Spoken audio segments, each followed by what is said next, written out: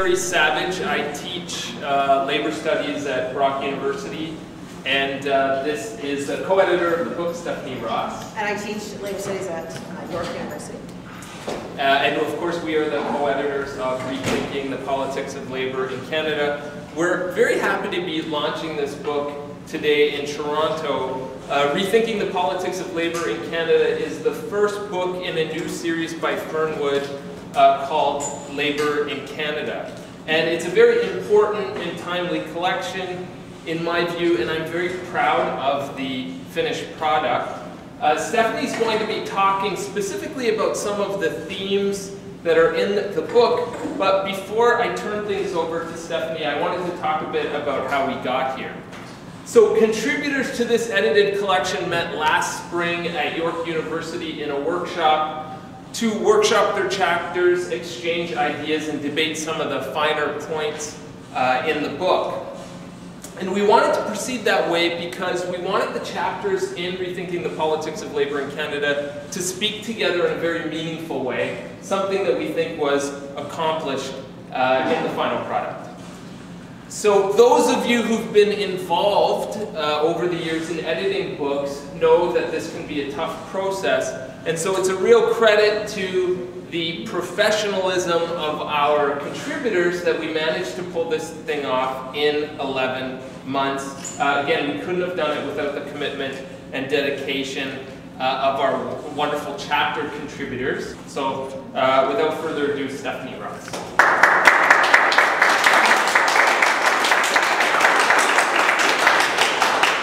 Thanks so much, Larry. I feel really privileged to be able to work with Larry as well. And we are already started on our second book, which will be in this series as well, which is on public sector unionism. So, you know, hopefully 11 months from this fall, we'll all be here again, and you'll be buying that book too. Thank you all for coming. I just want to talk a little bit about what I think are some of the major themes of the book, which are taken up by the contributors in various ways, and which really try to address some of the key questions and challenges that the labor movement in Canada has to confront in this very difficult period in order to for it to be able to reestablish its economic and political power. These aren't new questions by any stretch. The questions of who is the labor movement going to represent? Who is the community that the labor movement has the responsibility to represent? How does its organizations reflect that commitment to that community, and you know, what kinds of organizations are needed to fight effectively in the present condition? And you know, what is the relationship between different kinds of strategies that the labor movement has historically and in the present context taken up? In particular, electoral strategies and social movement strategies. What are the strengths and limits and proper relationship between those different strategies? How can they be linked together to allow working class people to regain real economic and political power over their lives and over the broader society in which we live? So those are not new questions. Those are questions that the labor movement in Canada and around the world has faced from their inception. But I think it's fair to say that they've not been satisfactorily answered, or they need to be re-answered in new ways in every generation as capitalism and those who would seek to subject our world to capitalist imperatives in totality, keep coming up with new ways to do that to us. We always have to answer those questions afresh. So this book is an attempt to try and take up those questions again, hopefully putting some new insights on the table, but also taking stock of where the Canadian labor movement is in the present moment in terms of its political strategies, its organizational approaches, the breadth and range of its solidarities. We don't also pretend, and I think as academics we want to be humble about this, we don't pretend to have the answers. And I think that this is I was having a conversation earlier before, when we were milling around with someone, about how I think this is partly the source of a lot of tension between the academic and the activist community. In some ways, yes, academics are professional critics, and that can be very frustrating for people who are in the trenches. At the same time, I think there's a really important role for those who have the privilege to do intellectual labor, to take the opportunity to reflect on the bigger picture in a way that people who are engaged in the day-to-day struggle don't always have the opportunity to do. And sometimes that means, raising some difficult questions and maybe not also having the answers. And that is admittedly very frustrating for many activists. On the other hand, what we hope to contribute as a group of people who themselves have all been engaged various times, whether in the past or in the present, in the very politics that we're analyzing. We hope to contribute to the ongoing debates about strategy in a way that isn't arrogant, in a way that isn't presuming to have the answers, because we know those answers are going to be worked out as people struggle in their movements. So hopefully this is a way to contribute to people's thinking about what they are doing, why it may or may not be working. So I mentioned those three themes, so I'm going to talk a little bit more about what our book kind of contributes to those three themes of who the labor movement will represent, what kinds of organizations it will develop in order to do that work, and what the relationship is between different strategic orientations, in particular electoral politics and social movement politics.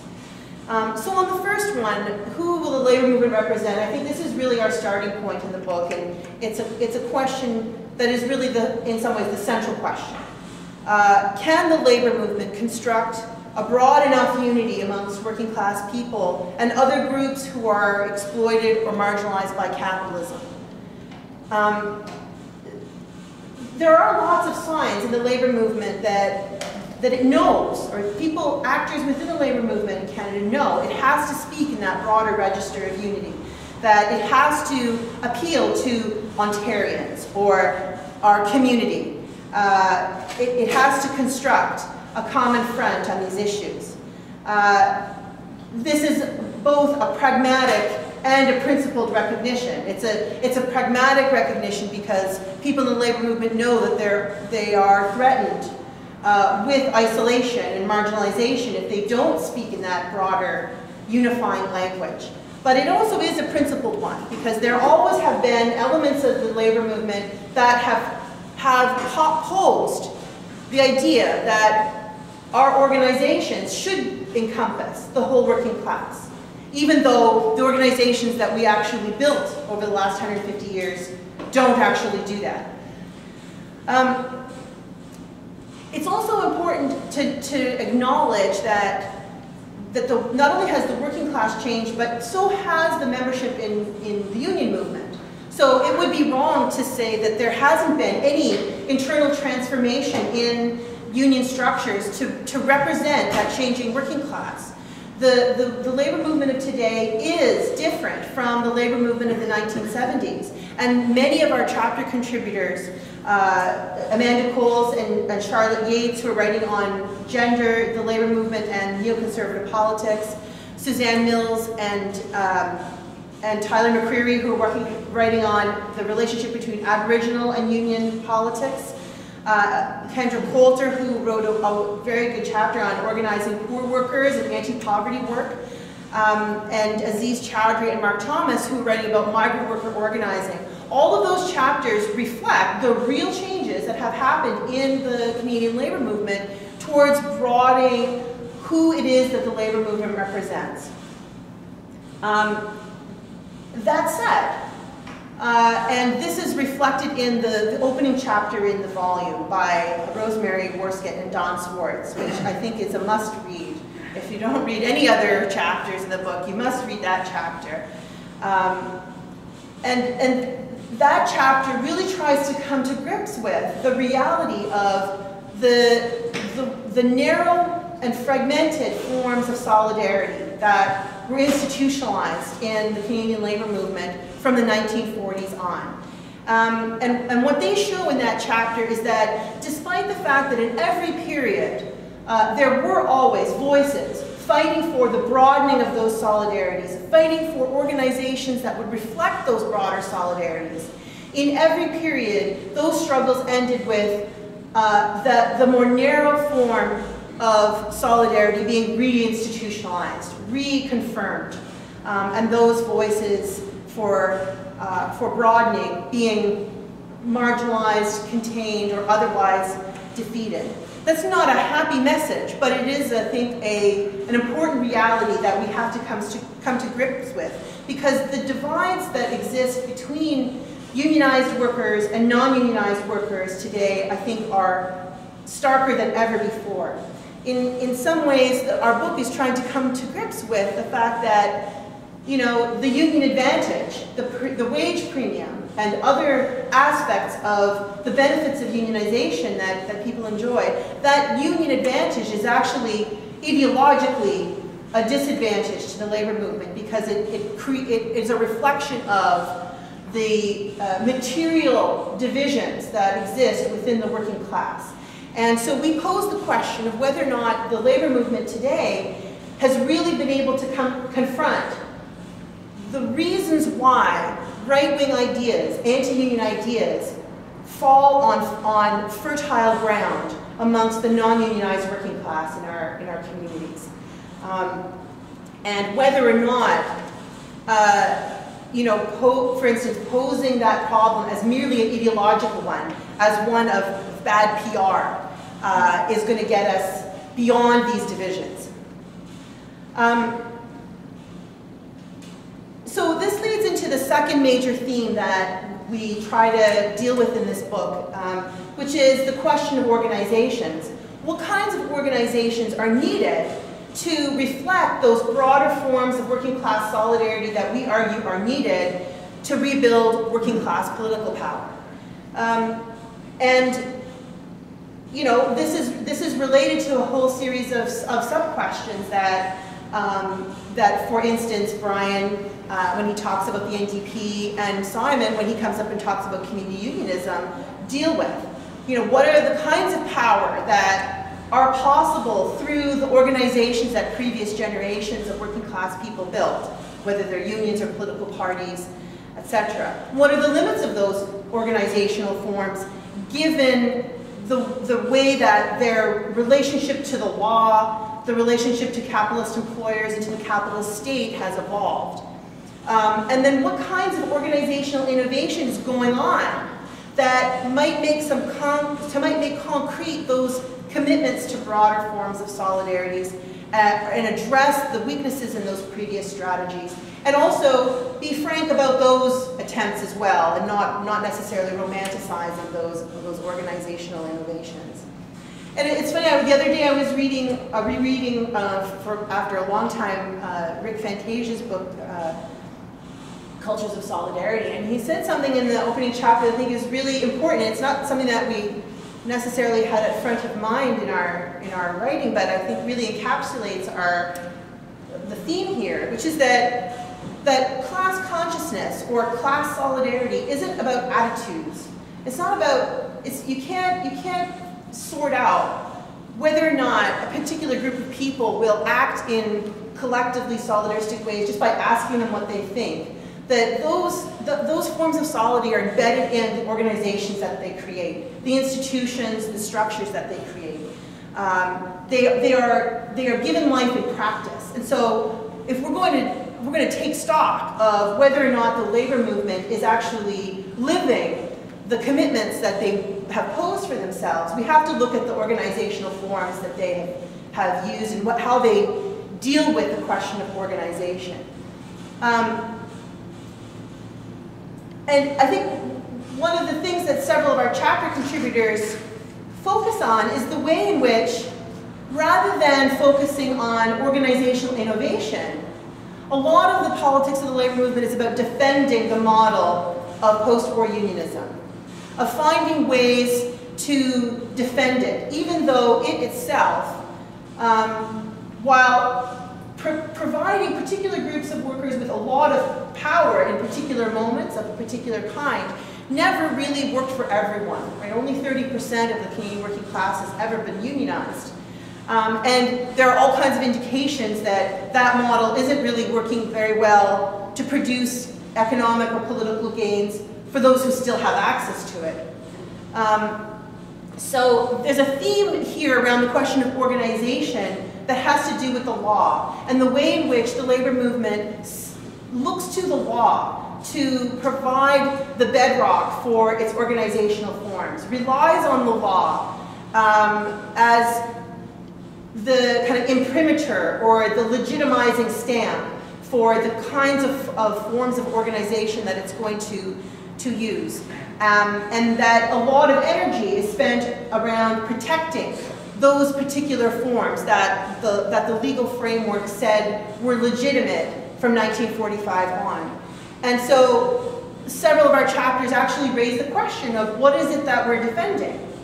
Of course, none of us say, like, let's throw out the Rand formula or any such thing, but it asks us to reflect on what it means to continue to defend a set of laws that actually inculcate the notion of responsible unionism, that there's only certain kinds of actions, certain kinds of union activity that are going to be legitimate, and that those that might actually disrupt the way things are, like Occupy, or the Quebec student strike, or other forms of direct action, that those are outside of the boundaries of what's acceptable for the labor movement to do. And this sort of dependence on the law for the source of workers' power cuts off the kinds of organizational innovation that we need to be doing in this era. So the third theme, and I won't talk about this at length because we have Brian, I think, and Simon to really take up the two sides of this relationship, the relationship between electoral strategy or parliamentarism and extra-parliamentary work or social movement work. And, you know, I think this is really a difficult conversation for the labor movement to engage in, because on the one hand, we're in a moment where it seems like the party of workers in Canada is at its strongest, historically speaking, right? Within, you know, almost, you know, within grasp of real political power. But as Brian will tell you, he raises the question of, well, what does the party do with the power that it has when it has it? How has neoliberalism shaped the potential in electoral strategies or constrained those potentials? You know, I think that none of us who contributed to the book are abstentionists. None of us would say throw off electoral engagement. Because, you know, there's lots of dangers in leaving the right to have that field to themselves. At the same time, we are required to be clear-eyed about what the effects of electoralism, that subordination of all program or all strategy to the need to be elected, does to our capacity to envision alternatives and to envision alternative strategies. On the social movement side, I think that, you know, there's been a lot of activity under the rubric of community unionism, and many of our chapter contributors kind of framed by Simon's overview of that concept and where it emerged from and what it was responding to in terms of changes in the working class in North America. There's been a lot of innovation in the Canadian labor movement under that umbrella. But then the question becomes, to what extent can community unionism or other forms of social movement activity institutionalize or make permanent the gains that they are seeking, right? So what is the relationship then between social movement mobilization, which in some ways is a classic outsider strategy, right? It's a strategy that people take up when they have to bang on the door to be let in, versus strategies that actually allow workers to take and use power over the levers of power, the institutions of power in our society. And I think that the book in general reflects a sense that these two forms have not been well articulated in labor movement strategy up till now. And while we're not in a position to say how that should be fixed, we want to plant a red flag in the center of that, particularly as we see, you know, political parties and the labor movement look at other movements for social justice, like the Quebec student movement, who is radically innovating in lots of important ways, and in some ways keeping their distance, right? And so we raise the question about, you know, implicitly about that. What are the implications of that kind of caution for our ability to reestablish the kind of solidarities, organizations, and strategies that we need in this era of austerity? So that's my overview of the book. I hope that it made you want to read it. If you bought it and you weren't too sure, maybe now you want to read it. If you didn't buy it yet, go buy it. I've got to move some product, folks. No.